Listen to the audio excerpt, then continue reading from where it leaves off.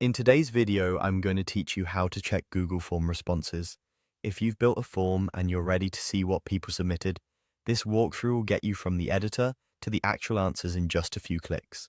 We'll open the form, move to the responses area, and then open an individual submission so you can read it line by line. Start by opening your form in Google Forms in your web browser. Make sure you're signed in to the Google account that owns or can edit the form. You'll know you're in the right place if you can see the form title at the top and all of your questions in the center of the screen. If you only have a share link that respondents use, you won't be able to view results from there. You need the edit view of the form. At the top of the form editor, you'll see a row of tabs. Click Responses. It sits near the middle next to Questions and Settings. As soon as you open it, you'll notice a counter that shows how many submissions have come in. This page is designed to make review easy. You'll see a quick overview of answers with charts or lists depending on the question type. If the page is empty, either no one has submitted yet, or you're looking at a different version of the form than the one that was shared. To check a specific submission in detail, open an individual response inside this Responses section.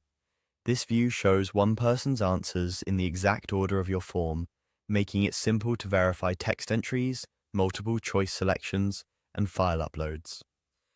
Use the navigation controls to move forward or back between submissions. This is especially helpful when you need to confirm details from a single respondent or follow up on something they wrote. A couple of quick clarity notes as you review. The responses area updates in real time, so new submissions appear here without you refreshing the page. If any questions were required on your form, every response you see will include an answer for those fields. For optional questions, it's normal to see blanks. Also, remember that only editors on the form can access this page.